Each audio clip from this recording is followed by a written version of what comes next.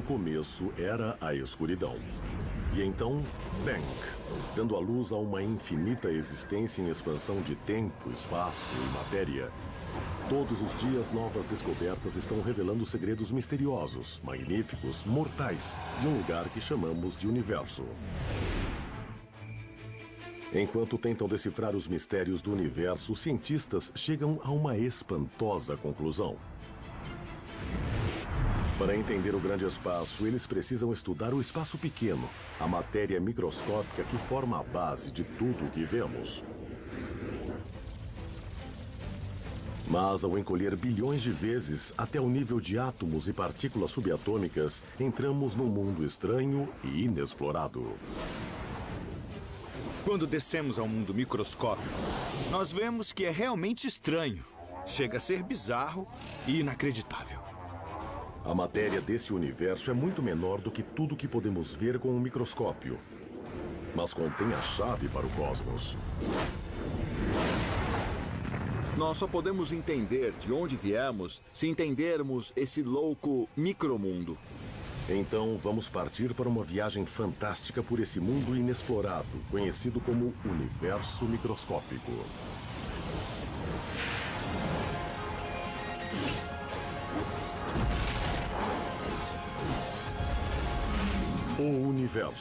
O universo microscópico.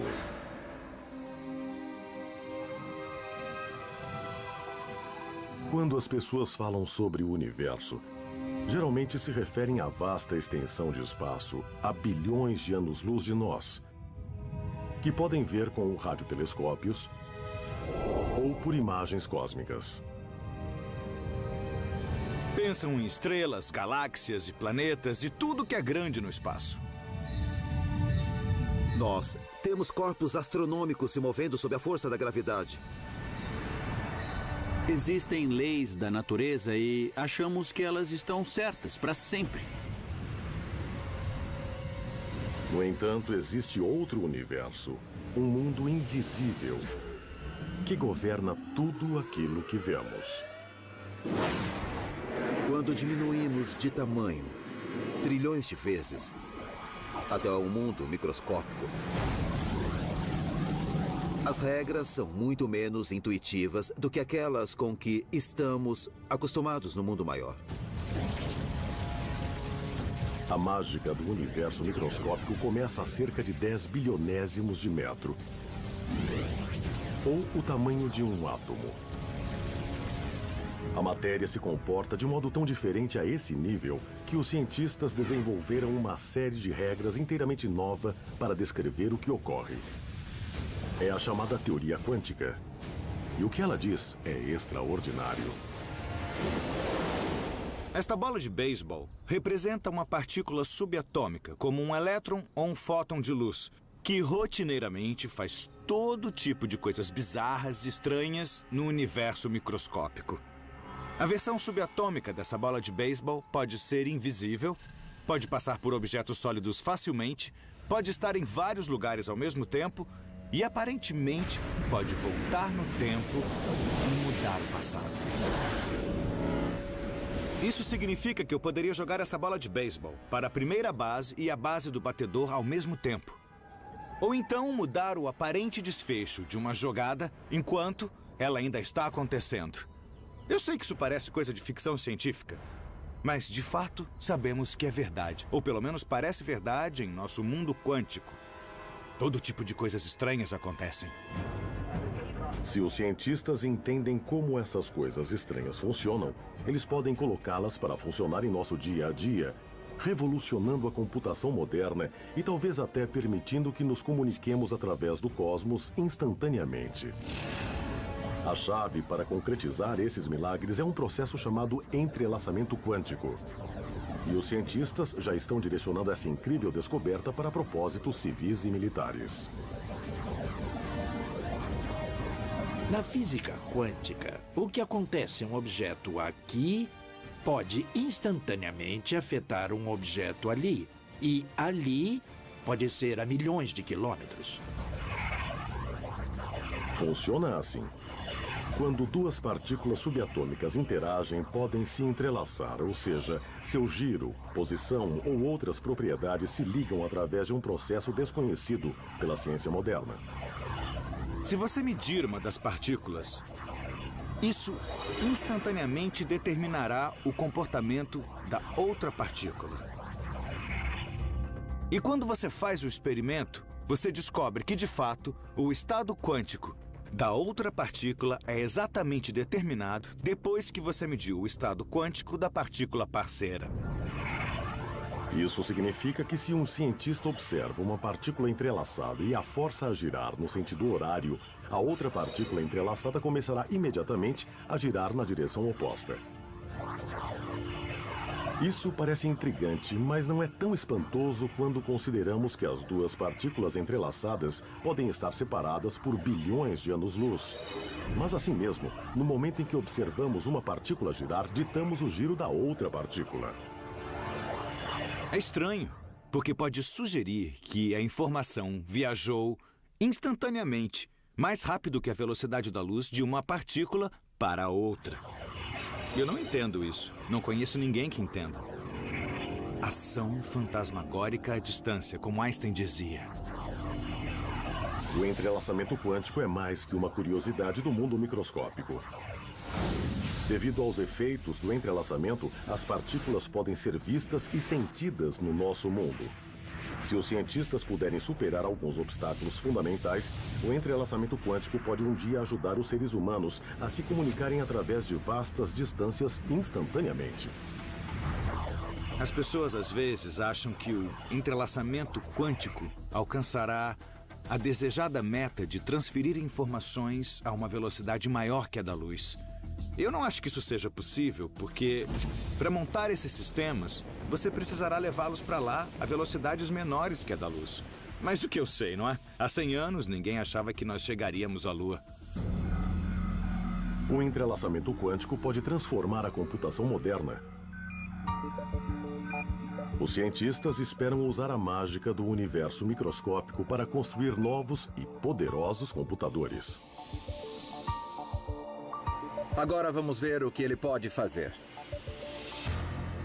No Instituto de Tecnologia de Massachusetts, o professor Seth Lloyd ajudou a criar o protótipo de um computador quântico que usa bits de quantum em vez dos tradicionais bits de computador para realizar seus cálculos. Esse laboratório contém o melhor bit quântico supercondutor, ou qubit.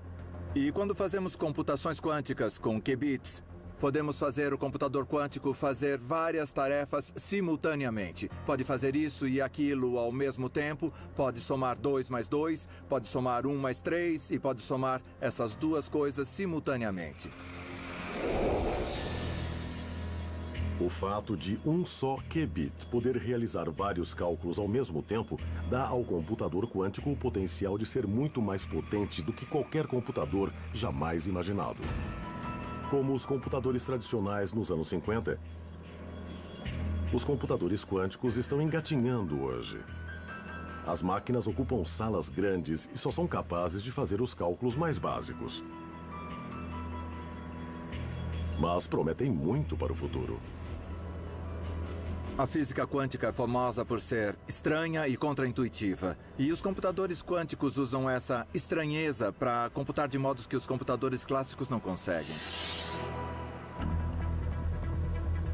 A maior dificuldade é descobrir como codificar eficazmente as informações clássicas, os uns e zeros que os computadores usam, de modo que o universo microscópico possa processá-los, usando partículas entrelaçadas. Mas quando os cientistas descobrirem isso, os computadores quânticos podem transformar o planeta.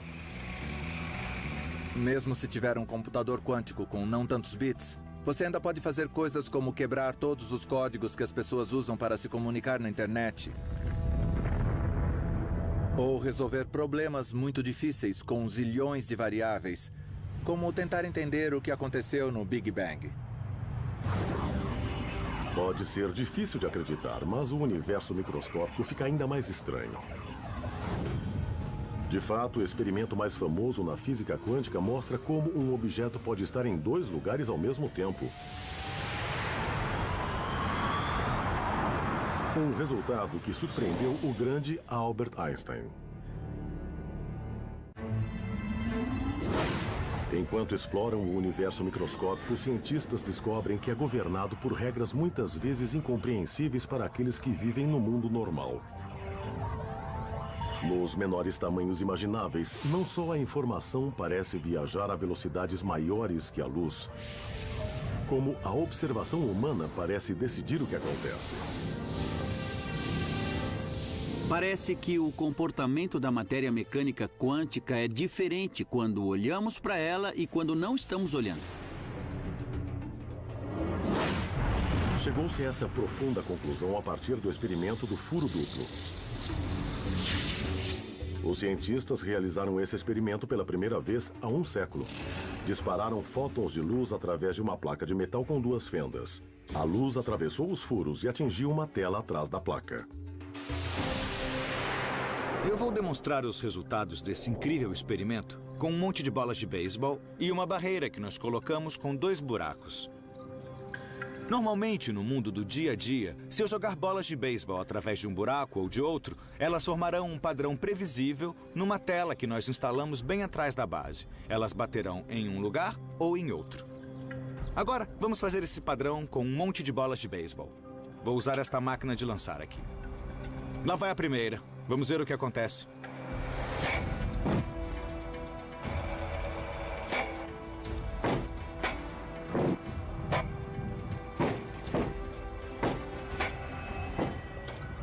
Nós podemos observar que as bolas bateram na tela em 2 montes distintos, numa linha direta, a partir de cada um dos buracos.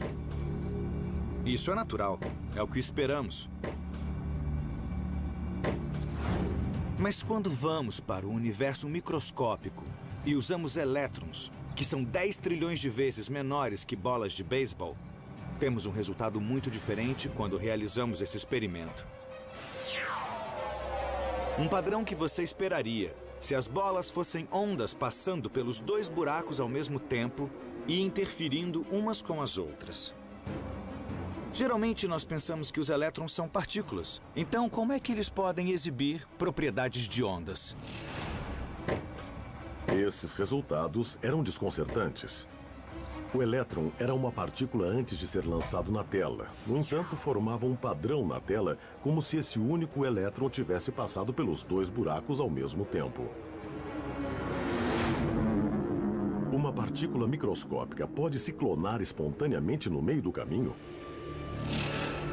Após anos de estudo, os cientistas ainda não sabem exatamente o que ocorre.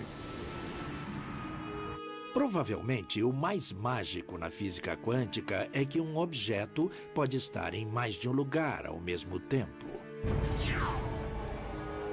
Na verdade, pode sentir as 2 fendas e passar por elas e pela mecânica quântica, sentir a estrutura das 2 fendas no experimento.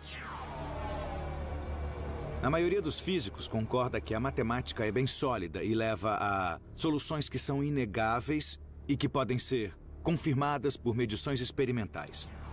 Mas exatamente o que acontece e como ainda é debatido. Para tentar entender esse incrível resultado experimental, os cientistas decidiram observar como os elétrons individuais se comportavam quando passavam pela fenda dupla. Exatamente como uma partícula podia passar pelos 2 buracos ao mesmo tempo. Os cientistas resolveram observar de perto o estranho comportamento desses elétrons ou outras partículas subatômicas ou até fótons de luz. Não importava, desde que fossem pequenos. Eles não apenas olharam onde batiam na tela.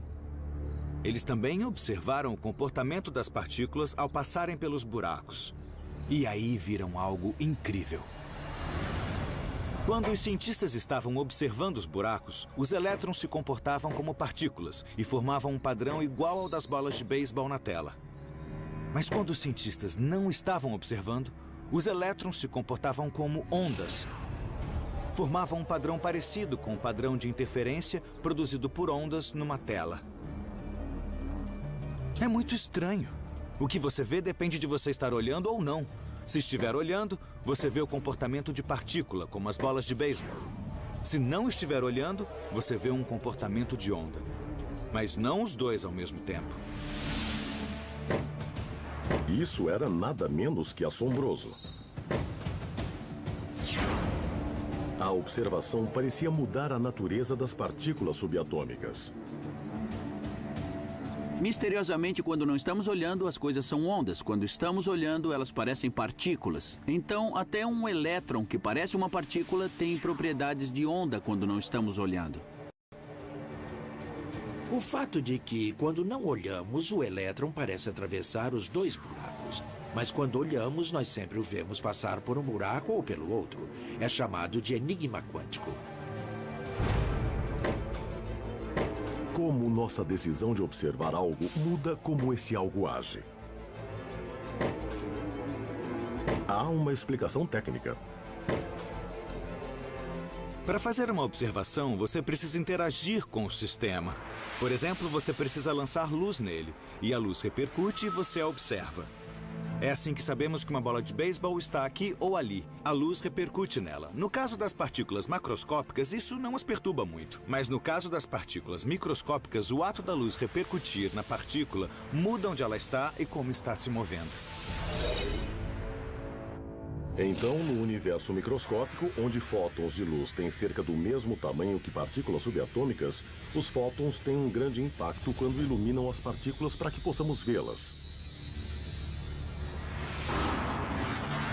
Mas isso não responde à pergunta por que a luz simplesmente não muda a direção das partículas subatômicas. Por que a observação de fato muda a natureza do que está sendo observado?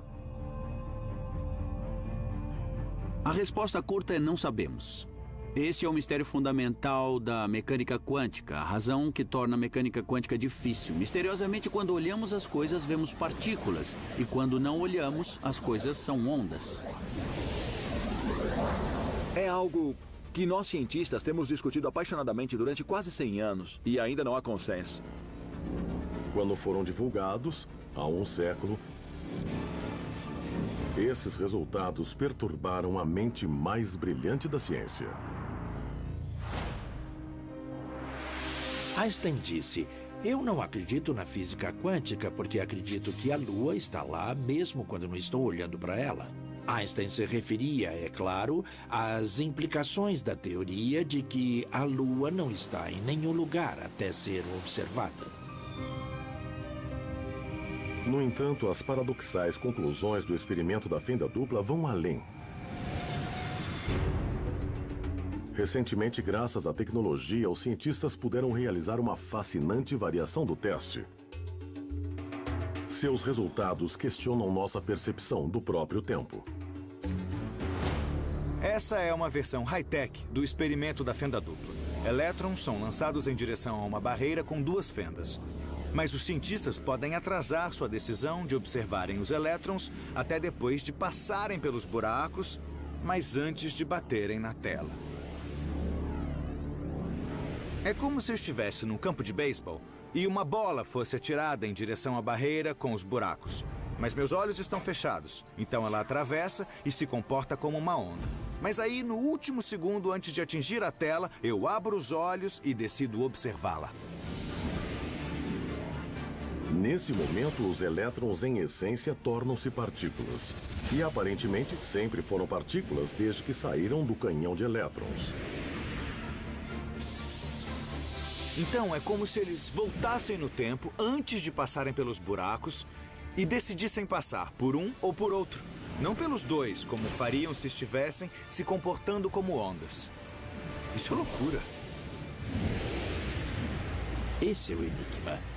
O que nossa escolha do que experimentar fazer determina o estado anterior do elétron. De um jeito ou de outro, nós tivemos uma influência nele, o que parece viagem no tempo. Os cientistas estão apenas começando a entender o que esses mistérios microscópicos significam para a viagem no tempo e a mudança do passado em nosso dia a dia. Mas uma coisa é clara.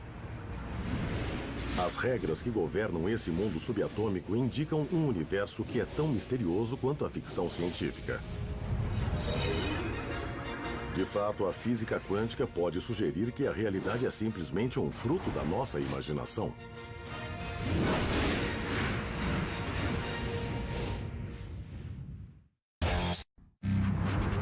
Após descobrir mistérios no universo microscópico, os cientistas logo quiseram decifrá-los, estudá-los e resolvê-los. Mas enquanto tentavam entender exatamente como funcionava esse estranho domínio subatômico, descobriram algo completamente inesperado. A natureza se recusava a lhes dizer. Quando descemos ao mundo microscópico, encontramos uma incerteza fundamental em essencialmente todas as quantidades que desejamos medir. E não é um problema com o processo de medição, mas sim a própria natureza que não sabe. É o chamado princípio da incerteza. E por mais estranho que seja, pode ser o conceito mais profundo que emergiu do universo microscópico. Nós simplesmente não podemos saber nada com certeza absoluta.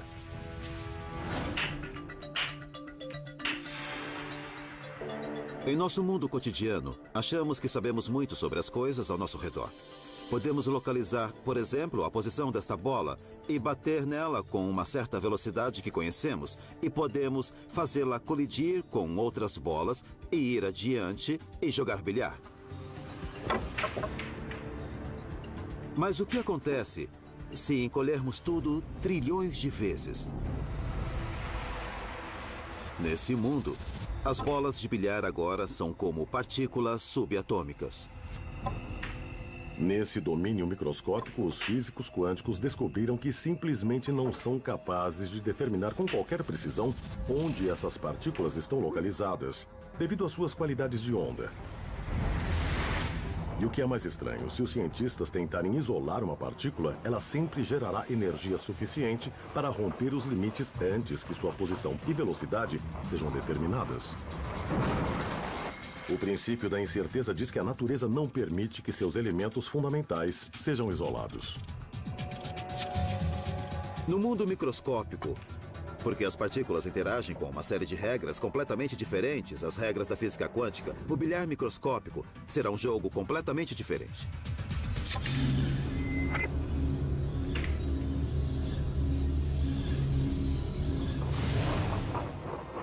A incerteza do universo microscópico vai bem além da localização das partículas. Aplica-se a tudo, inclusive à energia de uma partícula. E isso dá origem a um espantoso fenômeno chamado tunelamento quântico.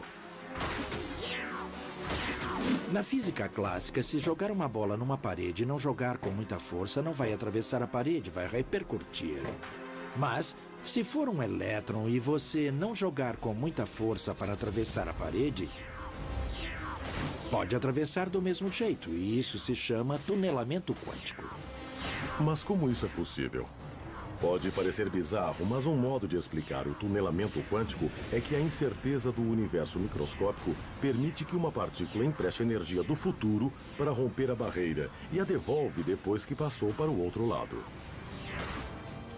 O elétron, na verdade, já está do outro lado da parede e, portanto, pode atravessá-la e aparecer do outro lado da parede. Desde que as maravilhas do mundo microscópico foram descobertas há um século, as pessoas perguntam se o tunelamento quântico está em vários lugares ao mesmo tempo e o que parece viajar para trás no tempo pode ser obtido em nosso mundo cotidiano. Alguns cientistas dizem que jamais seremos capazes de atirar uma bola através de uma barreira sólida. Uma bola de beisebol é um colossal número de partículas. Seria preciso que todas elas, coletivamente, aparecessem em outro lugar para que a bola de beisebol, de repente, aparecesse inteira em outro lugar. E isso é extraordinariamente improvável. Um único elétron ou um único próton podem fazer isso. Mas quanto maior a partícula ou a coleção de partículas, mais difícil se torna o processo de tunelamento. No entanto, um número crescente de físicos estão desenvolvendo uma teoria mais ousada. Sabemos que essas minúsculas partículas podem estar em 2 lugares ao mesmo tempo, mas eu sou feito dessas partículas, então se elas podem estar em 2 lugares ao mesmo tempo, eu também posso. Os cientistas chamam isso de interpretação de muitos mundos da física quântica. Eles dizem que, tal como o elétron no experimento da fenda dupla, todos os seres humanos estão em vários lugares ao mesmo tempo. Dizem que sempre que alguém toma uma decisão, não escolhe uma opção em vez de outra. Em vez disso, escolhemos as duas, em versões da realidade ligeiramente diferentes. O que acontece quando você usa sua mente e sua vontade para decidir é que você acaba fazendo muitas decisões, e todas elas se realizam em diferentes universos paralelos. A hipótese dos muitos mundos da física quântica diz que quando eu atiro uma bola curva, eu faço isso apenas neste universo. Em outro universo, posso estar lançando uma bola rápida. E em outro universo, eu atiro uma bola lenta pela primeira vez na vida. E em outro universo, eu jogo esta bola para fora do campo. Na hipótese dos muitos mundos, todas essas escolhas são desfechos que ocorrem em universos que são paralelos ao nosso. Não no nosso, mas em universos paralelos. É o que a hipótese dos muitos mundos nos diz. Essa ideia parece improvável, mas um impressionante número de físicos teóricos acredita que é assim que o mundo microscópico funciona. Se for verdade, as implicações dessa espantosa teoria vão muito além dos campos de beisebol. Essencialmente, sugere que há universos paralelos ao nosso, em que os nazistas venceram a Segunda Guerra Mundial. E que em outro, o governo americano frustrou os atentados de 11 de setembro. E o World Trade Center ainda estaria de pé em Manhattan. Se levarmos a mecânica quântica ao pé da letra, toda vez que você observa algo que pertence à mecânica quântica, você se torna 2 cópias de si mesmo. Existe a cópia que obtém uma resposta e existe a cópia que obtém outra resposta. E isso implica que há um imenso número de outras cópias de você que viram coisas levemente diferentes no universo. Hoje é completamente aceito que o micromundo é bizarro. Muitos esperavam que essa bizarrice se confinasse ao micromundo, de modo que coisas grandes como nós fossem imunes e sempre estivessem num único lugar. Mas está claro agora que essa esperança era ingênua. A bizarrice não pode ser confinada. O fascinante debate sobre a interpretação dos muitos mundos da física quântica continuará até que os físicos finalmente resolvam os mistérios do universo microscópico. No entanto, alguns astrônomos estão concluindo que nós jamais seremos capazes de explicar completamente esses mistérios, porque, segundo seus cálculos, a vasta maioria da matéria que mantém o universo unido existe numa dimensão superior que nunca poderemos explorar. Quer saber se pode dirigir aqui? Olha só. Se há algo no universo microscópico mais estranho que as partículas quânticas, é a misteriosa matéria que os cientistas nunca viram, mas que desempenha um papel crucial na formação de planetas, sistemas solares e galáxias. Os astrônomos sabem que há todo tipo de matéria no espaço que exerce uma influência gravitacional, mas que não podemos ver. É a chamada matéria escura. Eu não existiria se não fosse a matéria escura, porque a matéria escura tem uma força alimentadora que reúne as coisas para formar estruturas, formar galáxias que são absolutamente necessárias à vida. A matéria escura é responsável por assombrosos 85% da força gravitacional no universo. Se a matéria escura for algum tipo de partícula, então, tipicamente, milhões de matérias escuras passam por mim a cada segundo.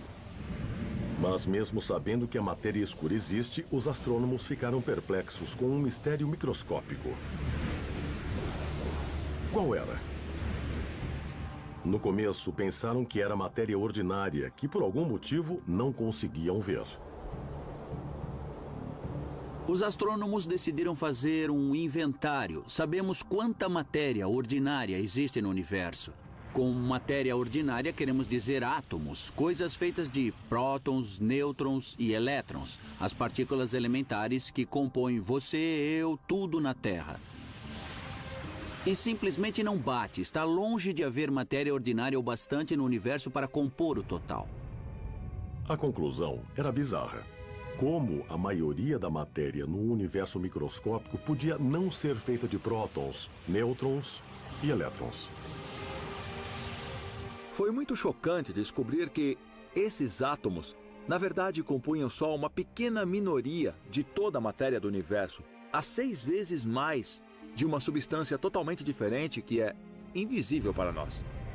É interessante que a ciência tenha nos trazido a um ponto em que sabemos não só que não somos o centro do universo, como nem sequer somos feitos da mesma matéria da qual a maioria do universo é feita. A maioria da matéria do universo é a matéria escura, e são partículas pequenas além do alcance da nossa observação direta. Alguns físicos teóricos sugeriram que a matéria escura podia ser feita de neutrinos, minúsculas partículas 1000 vezes menores que o elétron, que se encaixam em muitas das características da matéria escura. Sabemos que os neutrinos existem. E tem massa, eles contribuem com peso, então está resolvido. Mas agora sabemos que não são neutrinos. A maior parte da matéria escura não deve ser formada por neutrinos, porque eles se movem muito, muito rapidamente. E eles apagam a formação da chamada estrutura em grande escala, o acúmulo de material na escala das galáxias no começo da história do universo. Então seria muito mais difícil produzir galáxias num universo cheio de neutrinos correndo de um lado para outro. Então a matéria escura não é a matéria comum, não é neutrinos, é um tipo totalmente novo de partícula que ainda nem detectamos. Deve ser algum tipo de estranha partícula subatômica deixada pelo Big Bang, quando o universo estava muito quente e denso. Um zoológico de partículas foi criado. A maioria foi aniquilada ou se desintegrou em outras partículas, mas algumas foram deixadas. E pensa-se que elas seriam a matéria escura. Mas o que poderia ser essa exótica partícula microscópica? Como não é nada que a ciência conheça, os astrônomos propuseram uma partícula totalmente nova que incorporasse todas as características da matéria escura e começaram a procurar no universo por ela. Chamaram-na de WIMP, uma partícula maciça fracamente interativa. Um dos problemas da hipótese WIMP é que ninguém nunca detectou uma WIMP em laboratório. De fato, há vários experimentos sendo realizados neste momento em busca das WIMPs em laboratórios subterrâneos, ou então em aceleradores de partículas, como o Grande Colisor de Hadrons, em Genebra. Então, há um ataque multifacetado para detectar WIMPs diretamente se eles forem a resposta certa. Se os cientistas encontrarem evidências da matéria escura, será que também encontrarão evidências de outro mundo, de planetas escuros? Formas de vida escuras e uma tabela dos elementos escura?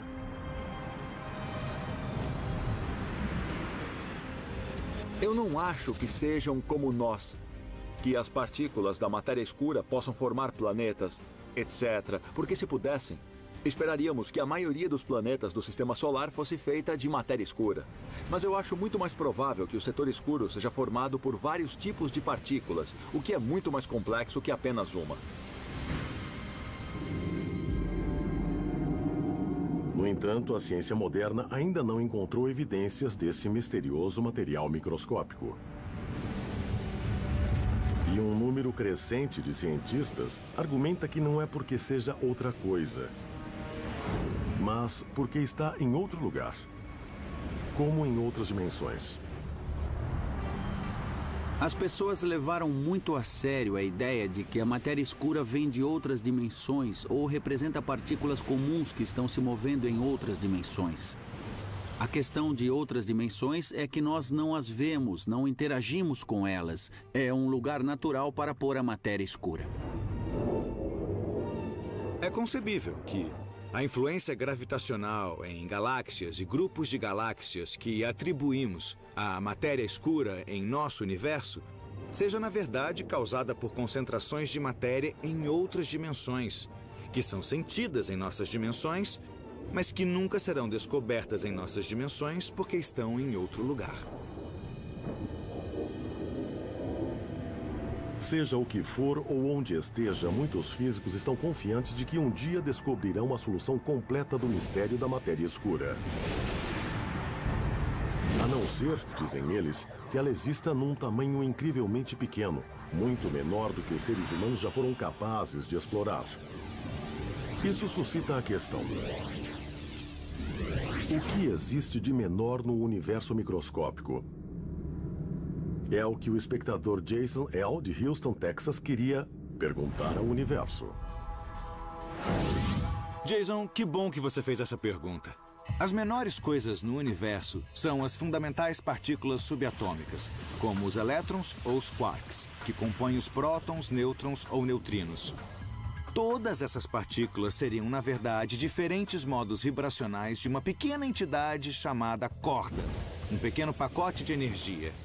Então, essa é a menor coisa da qual tudo mais é feito. Pergunte ao universo.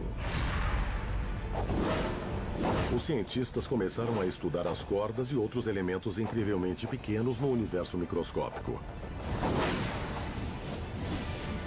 E o que encontraram oferece pistas tentadoras de um mundo além.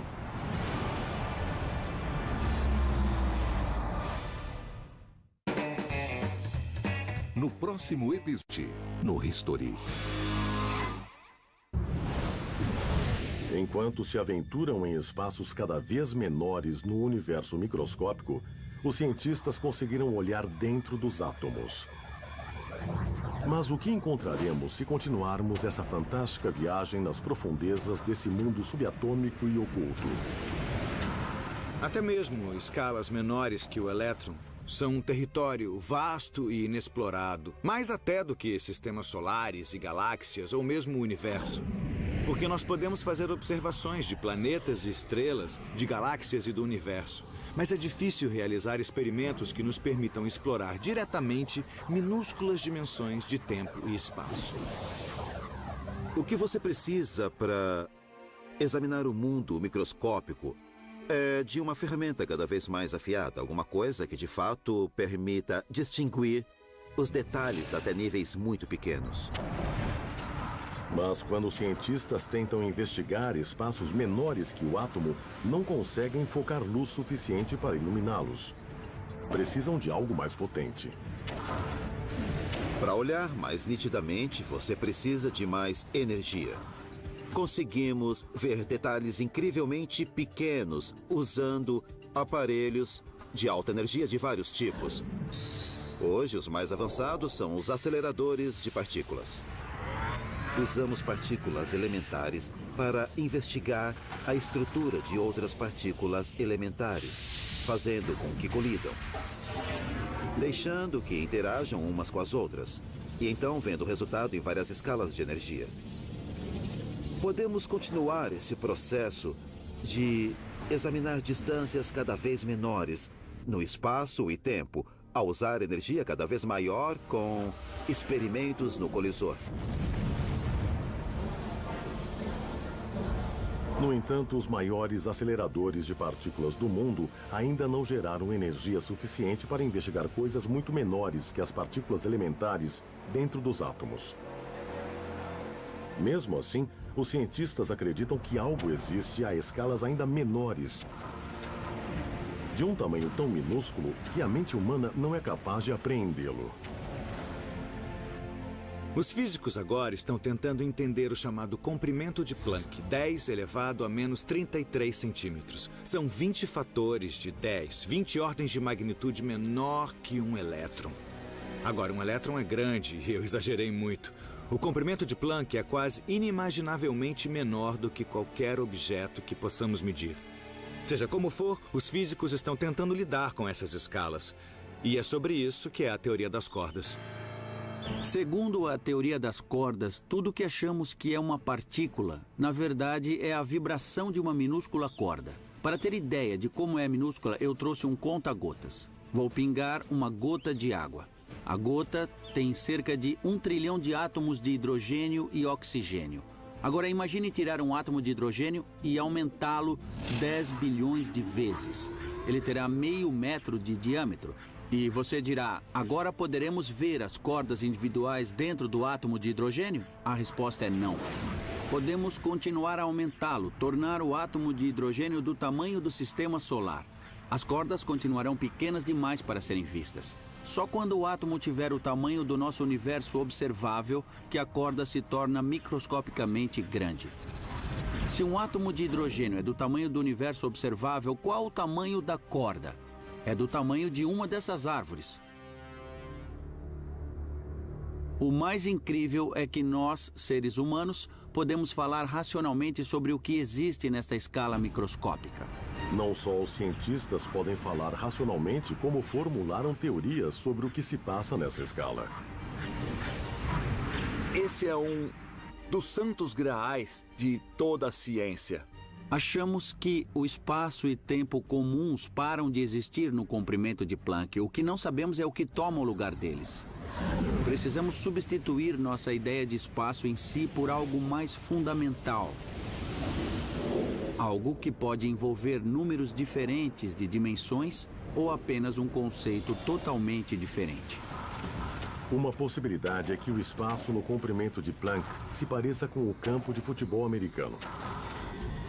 As linhas são o tecido do nosso universo e simplesmente não há nada entre elas. Pode ser que o tempo pule de um ponto distinto para outro, sem degraus entre eles. E como pequenas formigas quânticas poderiam ir de um lugar na grade a outro lugar na grade sem nunca passar no espaço intermediário. E por quê? Porque não há espaço intermediário. Seja o que for que exista numa escala tão pequena, a maioria dos cientistas acredita que os conceitos de espaço e tempo mudam em outro tipo de universo, onde tornar-se menor é um conceito sem sentido. Pode ser que espaço e tempo sejam o que chamamos propriedades emergentes do universo e que quando entramos em escalas espaciais muito pequenas ou intervalos de tempo muito curtos, os conceitos de tempo e espaço se rompam, percam sentido. Segundo os cientistas, as condições do comprimento de Planck podem ser muito semelhantes às que existiam antes do Big Bang, quando tudo no universo provavelmente estava concentrado num microscópico ponto. Talvez as mesmas respostas para a pergunta o que acontece no universo às escalas muito pequenas estejam ligadas às perguntas como era o universo antes do Big Bang? Ele simplesmente nasceu no Big Bang? Ou havia algo diferente que então se tornou o universo que conhecemos no Big Bang? Não temos respostas para todas essas perguntas, mas estão todas ligadas à questão do que ocorre na escala de Planck.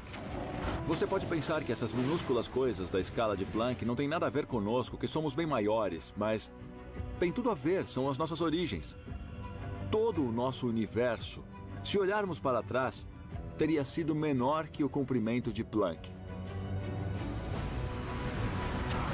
Seja o que for que exista nas menores escalas do mundo subatômico e seja como for que se comportem, os cientistas dizem que precisam entender esse mundo antes que possam compreender o cosmos acima, o comportamento humano e o que pode ter existido antes do Big Bang. É uma formidável quantidade de informações inserida num espaço inacreditavelmente pequeno. O universo microscópico.